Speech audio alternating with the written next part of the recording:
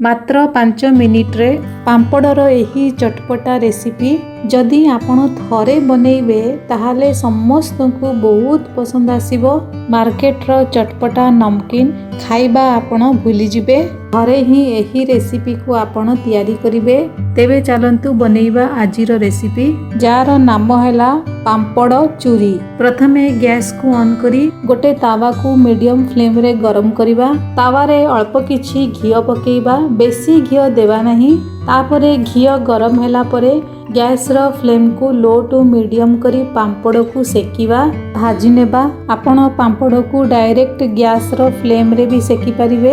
एही भली भाबे पांपड़ को तावा रे घियो देई सेकिले टेस्ट बहुत बढ़िया आसी थाए। एठारे एही रेसिपी बनाया पई मार्केट रे जेउ बिरी डाली रे जीरा मिसा होइथिबा लिज्जत पांपड़ नेछि। आपण जे कोनोसी ब्रांड रो पांपड़ नै परिवे।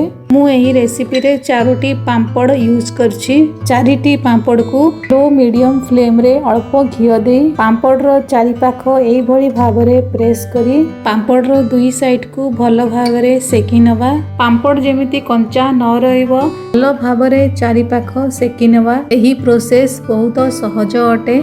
जेतिकी घियो देइतिली सेतिकी रे दुई दुईटा करी 4टी पांपड़ को सेकी नेछि।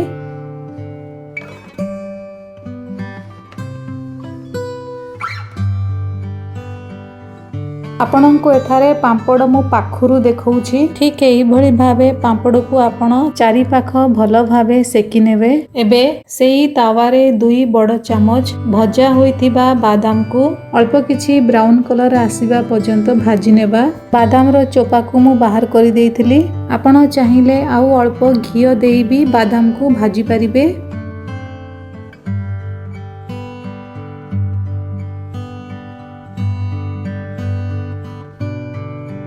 बादाम रे बहुत बढ़िया कलर आसी जाइछि। गैस को बंद कर दबा। एही चटपटा रेसिपी बनेबा बहुत सहज अटे एवं एहार टेस्ट बहुत बढ़िया आसी थाए। एबे आमे सेकी करी रखिथिबा पांपड़ को गोटे बासन रे रखिबा एवं एही भली भाबरे हाथ रे प्रेस करी पांपड़ को चूरा करी नेबा।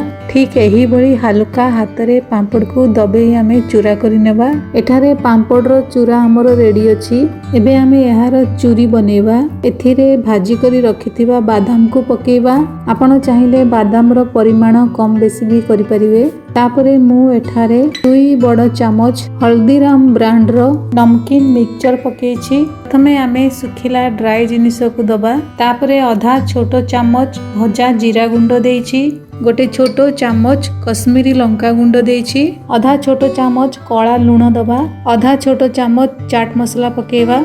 आधा गिना मार्केट रे मिलुथिबा आलू चिप्स को पकेइछि। चिप्स पकेइबा बिल्कुल ऑप्शनल अटे। जदि आपनको पाखरे आलू चिप्स अछि एवं आपण पसंद करंती ताहाले एथिरे पकेइबे, नहेले स्किप कर देबे। एबे मु एठारे किछि वेजिटेबल्स को पकेइबी।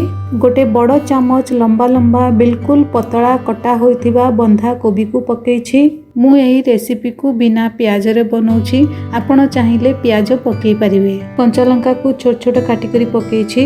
गोटे चामच ताजा फ्रेश नडिया को एही भली छोट छोट काटी करी पकेइछि। पांपड़ चूरी रे एहार टेस्ट बहुत बढ़िया आसी थाए। 2 बड़ चामच छोट छोट कटा होइतिबा काकुडी को पकेइछि। मो पाखरे किछि कंचा आंबो थिला, ताकू भी छोट छोट काटी करी एथिरे पकेइछि। आधा गाजर को कद्दूकस करी पकेइछि। गोटे मीडियम साइज रो लाल टमाटर को छोट छोट काटी करी भी पकेइछि। टमाटर रो पल्प्स को बाहर करी नेछि। काटी करी रखिथिबा फ्रेश धनिया पत्र को पकेइबा। गोटे बड़ चामच सिजा होइतिबा मीठा मक्का को स्वीट कॉर्न को पकेइछि। तापरे आधा गिना बेसन रे तयारी सेव भुजिया को पकेइछि। गोटे छोटो चामच लिंबू रस को पकेइबा।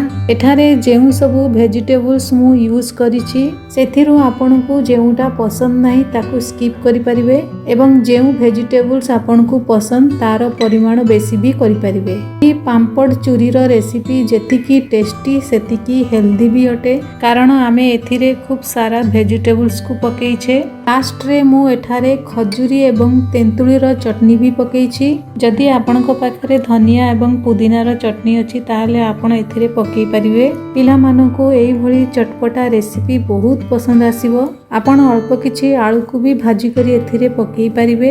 गोटे प्लेट को एई भली ढांकी देई किंबा कवर करी भलो भाबे झांकी नेबा। तापरे सबको भलो भाबरे गोळेई एपट सेपट करी मिसेई नवा।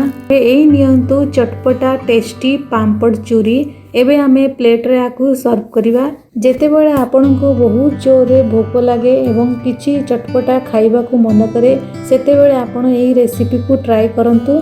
संध्या बेले चा सहित किछि स्नैक्स खाइबा को मन करे सेते बेले एई रेसिपी को आपण फटाफट बनै परिबे। अचानक घरे के कुणिया आसिले तांकु भी एई भली भाबे बनै करी आपण देई परिबे।